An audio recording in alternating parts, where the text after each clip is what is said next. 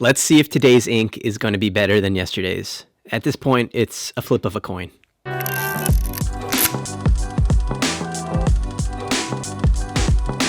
If you're new here, my name is Atreyu, and I'm drawing an ink for every day of October for Inktober. And if you're returning back from this challenge from day 1, welcome back. Today is day 2 of the series. My goal for today's drawing was to draw a shadowy figure amongst the clouds at night. So we'll see what that turns into.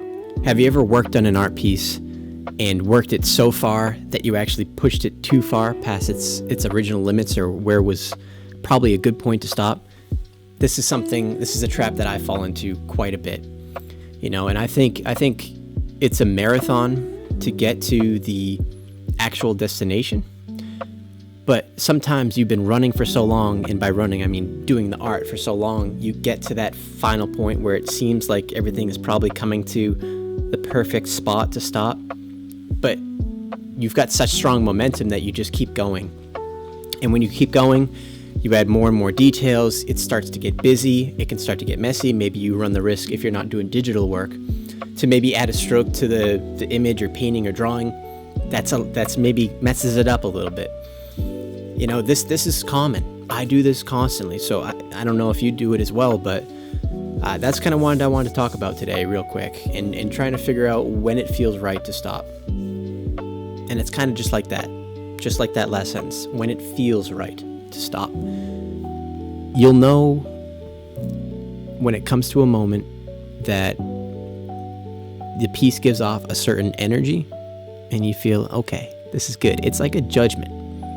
And you might not know it every time, and it might be hard to pinpoint, for sure. I still have a hard time pinpointing it, but it comes with experience. And the more pieces you create, I find that you start to recognize what's working, what's not, and to what limit you want to push a piece to. Now, the thing is that's difficult to kind of get your head around is there is no actual right answer.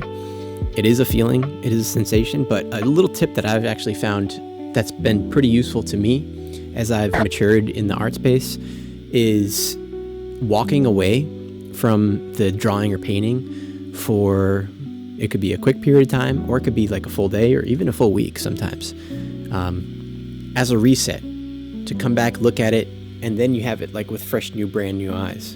Sometimes if you're doing digital art, you can flip that canvas, so that way you can see it in a flip view, and it kind of shifts up the mind a little bit. But sometimes even then, it's not enough to really determine whether or not the piece is ready to be done yet. So walking away and coming back to it is a really good solution in order to find out what that vibe is, to feel when the piece is done. The piece today, well, it turned out again, just like day 1. I think this ended up a little crappy, but we're going to hang in there. I know that doing this every single day is going to get me a little bit more used to the inks, and we're going to start to develop a little bit more of a better strategy on how to build these things. I feel like this piece is kind of flat. It lacks its detail, and I kind of lost form, and it looks like messy. I feel like this is something I would have done when I was like 7 or 8 years old, but it's okay. All right, that's it for today, but now it's time for the question of the day. If you had to describe this piece in one word, what would that be? For tomorrow, you can expect it to be something completely different than it was today.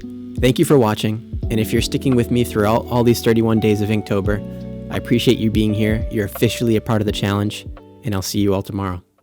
Peace.